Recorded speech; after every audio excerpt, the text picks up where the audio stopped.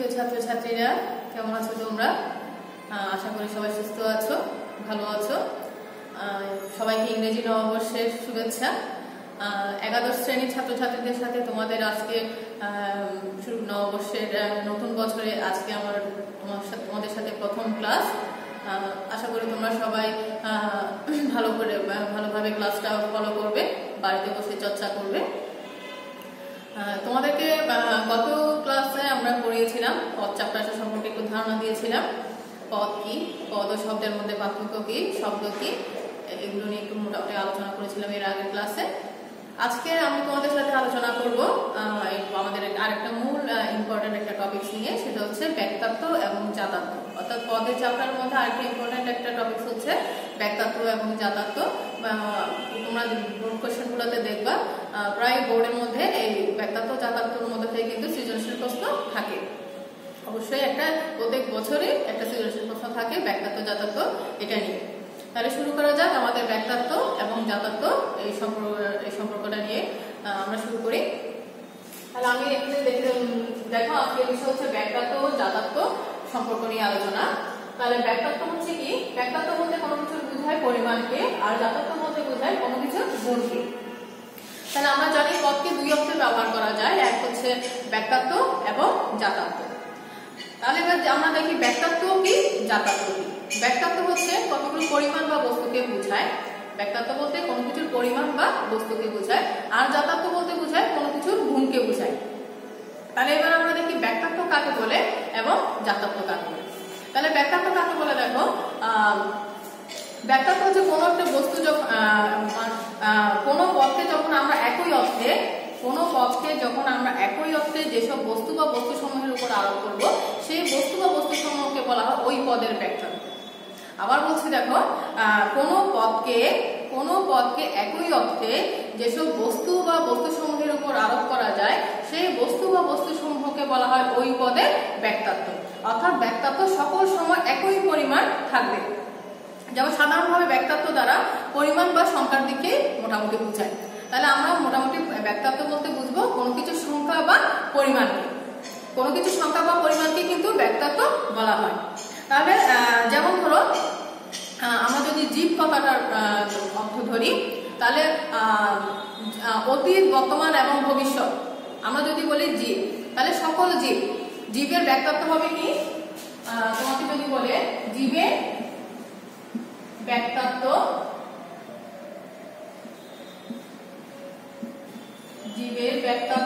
কি, তাহলে জীবের ব্যক্তাত্ব হবে কি? সকল জীব।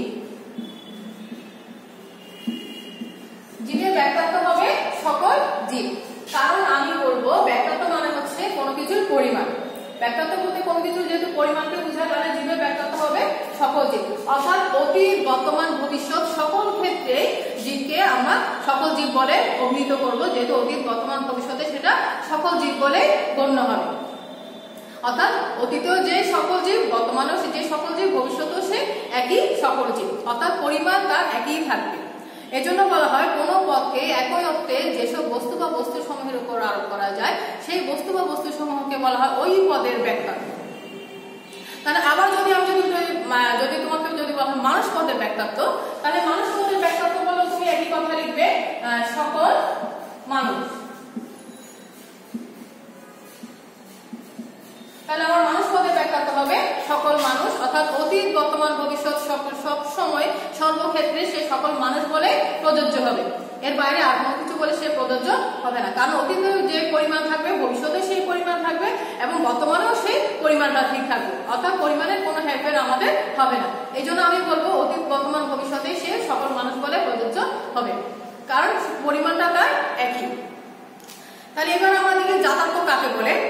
জাতাত্ব হচ্ছে কি দেখো, জাতাত্ব বলতে আমরা কোনো কিছুর গুণকে বোঝাই। জাতাত্ব বলতে কোনো কিছুর গুণকে বোঝায়। তাহলে কোনো পদ দ্বারা যে সাধারণ ও আবশ্যকীয় গুণসমূহ সকল মানুষের ক্ষেত্রে প্রযোজ্য, সকল কিছুর ক্ষেত্রে প্রযোজ্য, তাকে বলা হয় জাতাত্ব। বলা হচ্ছে কোনো পদ দ্বারা যে সাধারণ ও আবশ্যকীয় গুণসমূহ ওই পদের অন্তর্ভুক্ত সকল ক্ষেত্রে সমানভাবে প্রযোজ্য, তাকে বলা হয় ওই পদের জাতাত্ব। যেমন ধরো আমি যদি বলি মানুষের জাতাত্ব কি হবে, তাহলে মানুষের জাতাত্ব হচ্ছে কি? মানুষের জাতাত্ব হচ্ছে বুদ্ধিবৃত্তি প্লাস জীববৃত্তি। আর জীবের জাতাত্ব হবে কি? জীবের জাতাত্ব হচ্ছে শুধুমাত্র জীববৃত্তি। তাহলে এটা হচ্ছে আমার জাতাত্ব বা গুণ। তাহলে মানুষের জাতাত্ব আমি কি বলছি? বুদ্ধিবৃত্তি বা জীববৃত্তি, কারণ এই দুটি গুণ সকল মানুষের ক্ষেত্রেই সমানভাবে প্রযোজ্য। আমি বলছি মানুষের জাতাত্ব হচ্ছে বুদ্ধিবৃত্তি প্লাস জীববৃত্তি, কারণ এই গুণটা মানুষের ক্ষেত্রে অতীত, বর্তমান, ভবিষ্যৎ সকল মানুষের ক্ষেত্রে সমানভাবে প্রযোজ্য। কারো ক্ষেত্রে কম হবে না, কারো ক্ষেত্রে বেশি হবে না, আবার অতীতে গিয়ে কমবে না, আবার ভবিষ্যতে গিয়ে বাড়বে না, এরকম কোনো কিছু হেরফের হবে না। অতীত, বর্তমান, ভবিষ্যৎ সর্বক্ষেত্রে সকল মানুষের জাতাত্ব হচ্ছে বুদ্ধিবৃত্তি প্লাস জীববৃত্তি, আর জীবের জাতাত্ব হচ্ছে জীববৃত্তি। তাহলে এখানে কোনো কিছু বাড়বেও না, কোনো কিছু কমবেও না। তাহলে এবার আমরা দেখি, তাহলে আমরা পেয়ে গেলাম ব্যাক্তাত্ব কি, জাতাত্ব কি। তাহলে ব্যাক্তাত্ব কাকে বলে? কোনো পদকে একই অর্থে যেসব বস্তু বা বস্তু সমূহের উপর আরোপ করা যায়, সেই বস্তু বা বস্তু সমূহকে বলা হয় ওই পদের ব্যাক্তাত্ব। তাহলে এবার জাতাত্ব কি? জাতাত্ব হচ্ছে কোনো পদ দ্বারা সাধারণ ও আবশ্যকীয় গুণাবলীকে বলা হয় ওই পদে জাতাত্ব। অর্থাৎ আমার যেমন মানুষের বুদ্ধিবৃত্তি আর জীববৃত্তি, এটা সাধারণ ও একটা আমাদের আবশ্যকীয় গুণ, এটা সাধারণ ও একটা আবশ্যকীয় গুণ, যেটা না হলে কিন্তু আমাদের আমরা পশু থেকে আলাদাভাবে আমরা গণ্য হব না। এই জন্য বলেছে মানুষের জাতাত্ব হচ্ছে বুদ্ধিবৃত্তি প্লাস জীববৃত্তি। তাহলে এবার আমরা দেখি ব্যাক্তাত্ব এবং এই জাতাত্বের মধ্যে একটা যে সম্পর্ক আছে, একটা ব্যাক্তাত্ব এবং জাতাত্বের মধ্যে অবশ্যই একটা সম্পর্ক আছে, পরিমাণ ও গুণের মধ্যে অবশ্যই একটা সম্পর্ক থাকে। সেই সম্পর্কটা কি দেখো, আমরা জানি পদের ব্যাক্তাত্ব ও জাতাত্বের মধ্যে একটা গভীর সম্পর্ক আছে, এদের মধ্যে একটা বিপরীতমুখী সম্পর্ক আছে। বিপরীতমুখী সম্পর্কটা হচ্ছে কি দেখো, একটা বাড়লে আরেকটা কমবে, একটা কমবে আরেকটা বাড়বে, অর্থাৎ পরিমাণ বাড়লে গুণ কমবে, গুণ কমলে পরিমাণ বাড়বে। এটাই হচ্ছে আমার ব্যাক্তাত্ব এবং জাতাত্বের মধ্যে একটা সম্পর্ক। এই সম্পর্কটাকে বলা হয় আমাদের যুক্তিবিদ্যার ভাষায় ব্যাক্তাত্ব জাতাত্বের হ্রাস বৃদ্ধির নিয়ম। ব্যাক্তাত্ব জাতাত্বের হ্রাস বৃদ্ধির নিয়ম।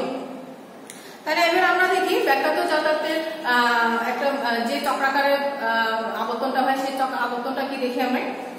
আমাদের প্রথমটা হচ্ছে কি, যদি ব্যাক্তাত্ব বাড়ে জাতাত্ব কমে। যদি ব্যাক্তাত্ব বাড়ে জাতাত্ব কমে, যদি ব্যাক্তাত্ব কমে জাতাত্ব বাড়বে। আবার 2 নম্বর হচ্ছে কি দেখো, যদি জাতাত্ব বাড়ে ব্যাক্তাত্ব কমবে, যদি জাতাত্ব কমে তাহলে ব্যাক্তাত্ব বাড়ে। অর্থাৎ দেখো চক্রাকারে এটা কিন্তু একটা বাড়লে একটা কমবে, একটা কমলে আরেকটা বাড়বে। তাহলে আমাদের প্রথমটা হচ্ছে কি, আমাদের প্রথম নিয়মটা হচ্ছে যদি ব্যাক্তাত্ব বাড়ে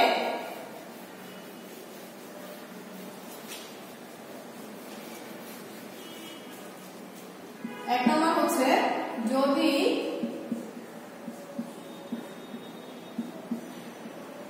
ব্যাক্তাত্ব বাড়ে জাতাত্ব কমে।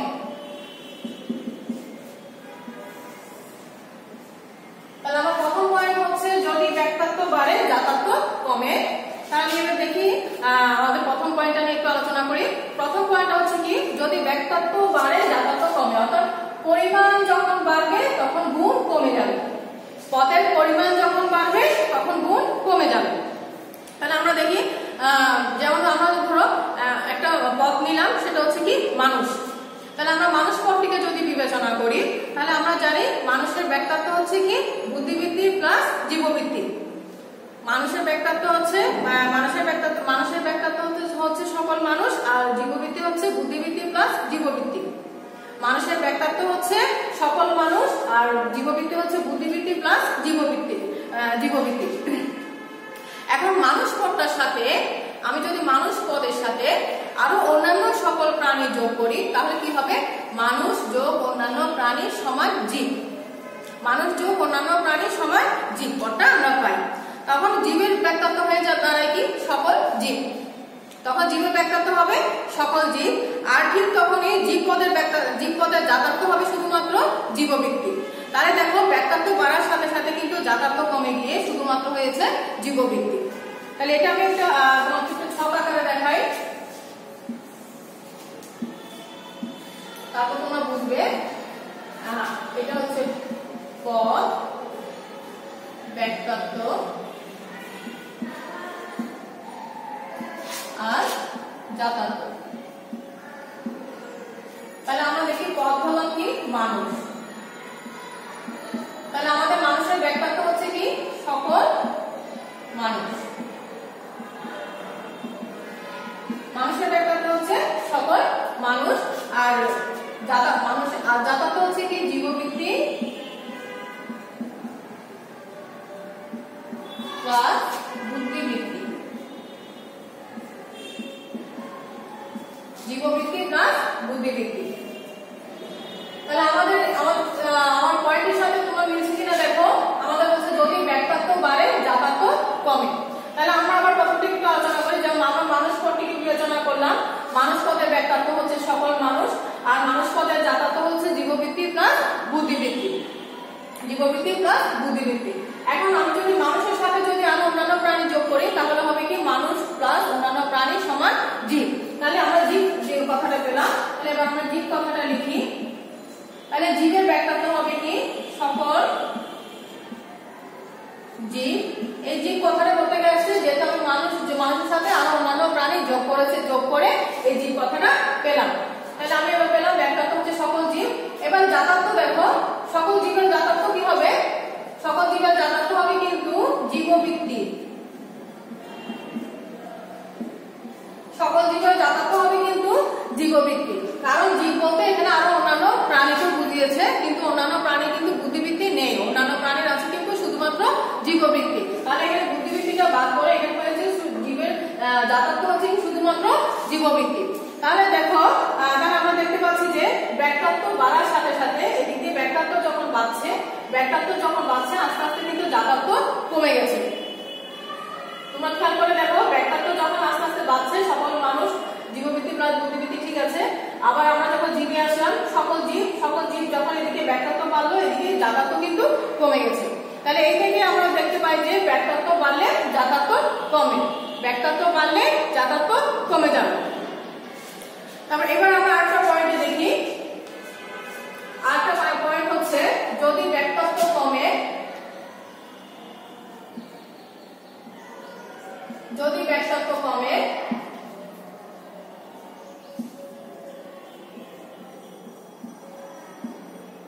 জাতার্থ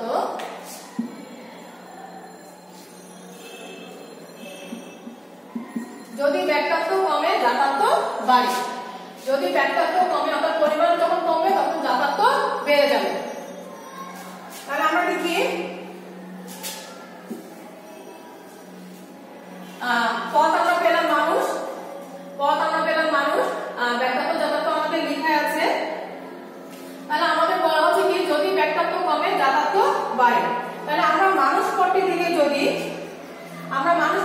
যদি শিক্ষিত মানুষকে যদি আলাদা করি, তাহলে মানুষ থেকে যদি আমরা শিক্ষিত মানুষ বা সৎ মানুষ যদি এভাবে আলাদা করে ফেলি তাহলে আমরা কি পাই? সকল শিক্ষিত মানুষ, সকল সৎ মানুষ, সকল সভ্য মানুষ, সকল অসভ্য মানুষ এইসব।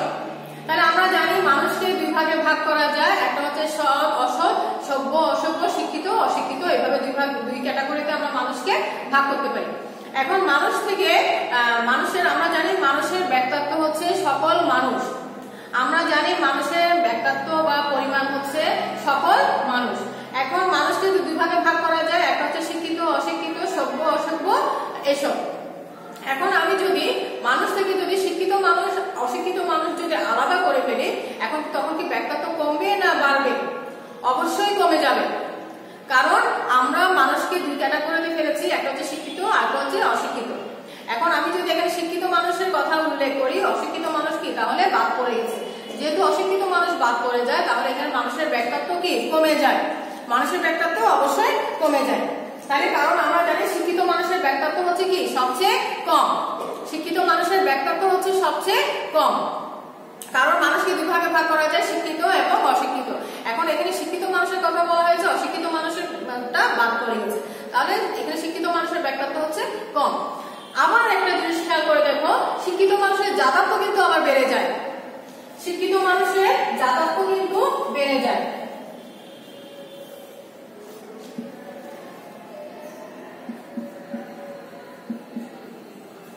শিক্ষিত মানুষ, তাহলে দেখো আমার মানুষের ব্যাখ্যার্থ হচ্ছে কি সকল মানুষ, আর জাতার্থ হচ্ছে জীববৃত্তি প্লাস বুদ্ধিবৃত্তি, এটা ঠিক আছে।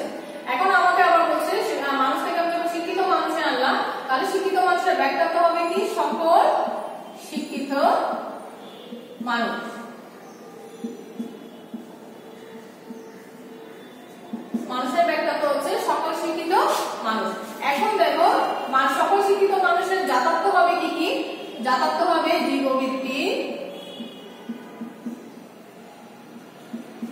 যোগ বুদ্ধিবৃত্তি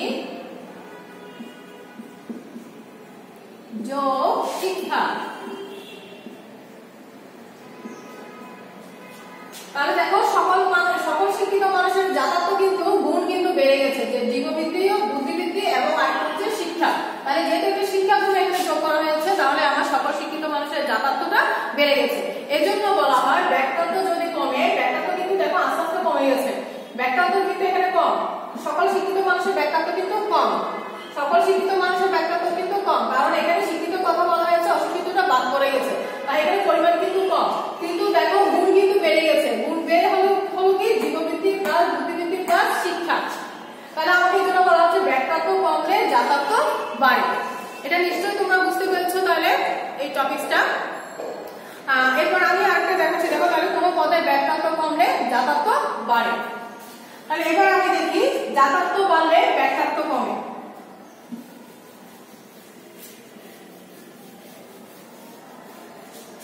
এবার বলা হচ্ছে জাতাত্ব বাড়লে, যদি জাতাত্ব বাড়ে ব্যাক্তাত্ব কমে যাবে।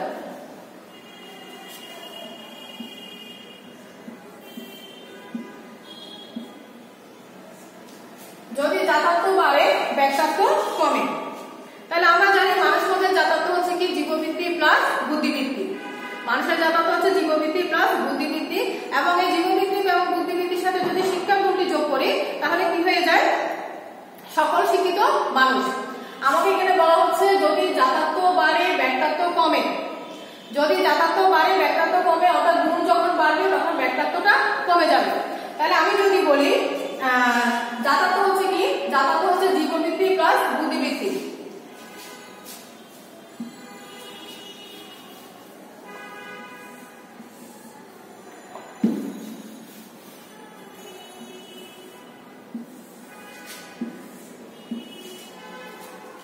আমি এখানে জাতাত্ব লিখলাম,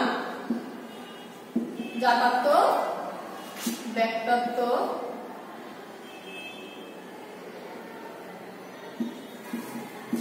তারপর লিখলাম ব্যাক্তাত্ব। তাহলে আমার জাতাত্ব হচ্ছে কি বুদ্ধিবৃত্তি, বুদ্ধিবৃত্তি প্লাস জীববৃত্তি,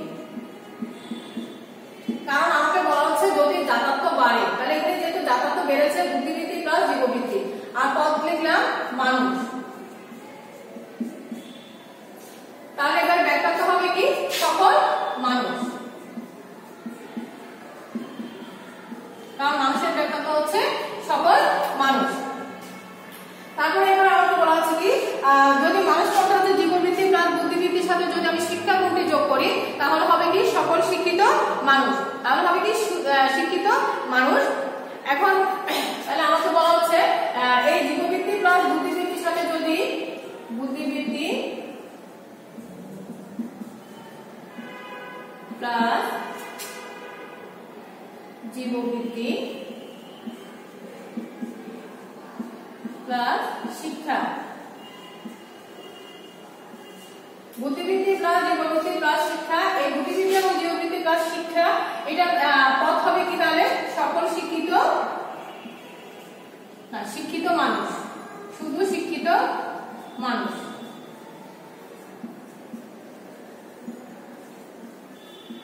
তোমরা একটা জিনিস ভালো করে খেয়াল করে দেখো, আমি আমার বলছি দেখো আমাদের পয়েন্ট হচ্ছে যদি জাতাত্ব বাড়ে ব্যাক্তাত্ব কমে, অর্থাৎ গুণ বাড়লে পরিমাণ কমে যাবে। আমরা জানি জীববৃত্তি, আমরা জানি মানুষের জাতাত্ব হচ্ছে জীববৃত্তি প্লাস বুদ্ধিবৃত্তি, এবং এই জীববৃত্তি এবং প্লাস বুদ্ধিবৃত্তির সাথে যদি আমি শিক্ষা গুণটি যোগ করি তাহলে আসবে কি জীববৃত্তি বুদ্ধিবৃত্তি প্লাস শিক্ষা। তাহলে আমি এই জন্য আগে জাতাত্ব গুণটা তোমরা এত সময় হয়তো খেয়াল করতে পারো, আগে একরকম ছক লিখেছি, এখন আরেক রকম ছক কেন করেছি, তাহলে এখন আরেক রকম ছক করেছি কারণ এখানে আমাকে আগে বলা হয়েছে জাতাত্বটা বাড়ে, অর্থাৎ গুণের কথা যেহেতু আমাকে বলা হয়েছে তাই আমি গুণটা আগে লিখলাম। তাহলে এই জন্য আমি বলছি আমাদের জাতাত্বের গুণ হচ্ছে কি, জাতাত্বের গুণ হচ্ছে বুদ্ধিবৃত্তি প্লাস জীববৃত্তি, আর পদ হচ্ছে কি মানুষ একটা পদ নিলাম, তুমি এখানে যে কোনো একটা পদ নিতে পারো, জীব নিতে পারো। তারপরে এখানে আমি লিখলাম ব্যাক্তাত্ব, ব্যাক্তাত্ব মানে হচ্ছে কি পরিমাণ। তাহলে আমার জাতাত্ব হচ্ছে কি বুদ্ধিবৃত্তি প্লাস জীববৃত্তি, পদ হচ্ছে মানুষ, আর মানুষের ব্যাক্তাত্ব যদি জীবের কথা তুমি লিখো তাহলে লিখবা কি সকল জীব, আর যদি মানুষের কথা লিখো তাহলে তুমি লিখবা সকল মানুষ। অর্থাৎ সকল মানে হচ্ছে কোনো কিছু পরিমাণ। এই সকল বলতেই ব্যক্তিত্বটাকে বোঝায়। এই সকল হচ্ছে এই ব্যক্তিত্বের একটা মূল জিনিস। এই সকল বলতে অর্থাৎ পরিমাণ। তারপরে এবার আমি দেখি, তাহলে আমাকে বলা হয়েছে বুদ্ধিবৃত্তি প্লাস জীববৃত্তির সাথে যদি আমি শিক্ষা গুণটি যোগ করি তাহলে কি হয়। তাহলে আমি দেখি বুদ্ধিবৃত্তি প্লাস জীববৃত্তির সাথে আমি যখন শিক্ষা গুণটি যোগ করেছি তাহলে আমি এইটার পদ পাই আমি শিক্ষিত মানুষ। এবার শিক্ষিত মানুষের ব্যক্তিত্ব কি হবে দেখো, শিক্ষিত মানুষের ব্যক্তিত্ব হবে সকল শিক্ষিত মানুষ।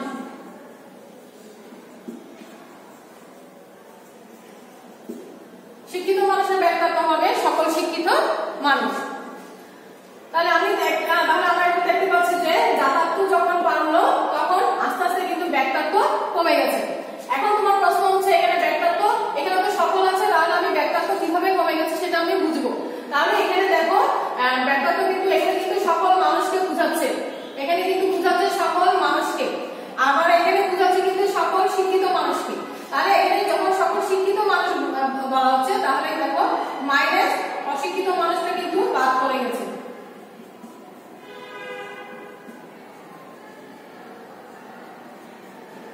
অশিক্ষিত মানুষ যখন বাদ পড়ে গেছে তখন মানুষের পরিমাণ থেকে কি কমে গেল। তাহলে মানুষের পরিমাণ থেকে যখন কমে গেছে তখন সেটা হবে কি, তাহলে এখানে মানুষের পরিমাণ যখন কমে যায় তাহলে এই জন্য আমি বলা হচ্ছে বলছি সকল শিক্ষিত মানুষ। তাহলে এই জন্য আমাদের বলা হয় ব্যক্তিত্ব কমে যায়। তাহলে এই জন্য আমরা উপরের আলোচনা থেকে তাহলে বলতে পারি যে যদি জাতাত্ব বাড়ে ব্যক্তিত্ব কমে যায়, যদি জাতাত্ব বাড়বে ব্যক্তিত্ব কমে যাবে। অর্থাৎ গুণ যখন বাড়বে তখন পরিমাণ আস্তে আস্তে কমে যাবে। তুমি এখানে জীববৃত্তি প্লাস বুদ্ধিবৃত্তির সাথে শিক্ষা লিখতে পারো, সততাও লিখতে পারো, যেটা চাও। আমরা জানি শিক্ষা সততা তুমি যেটা ইচ্ছে সেটা লিখতে পারো।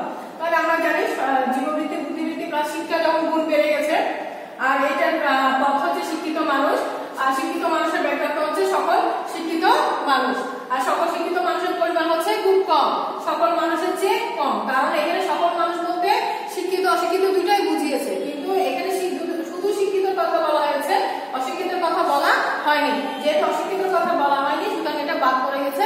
মানুষ থেকে যখন আমরা অশিক্ষিত মানুষের বাদ দিয়ে দিলাম তখন মানুষের পরিমাণ কমে যায়। এই জন্য বলা হচ্ছে যদি জাতাত্ব বাড়বে ব্যক্তিত্ব কমে যাবে।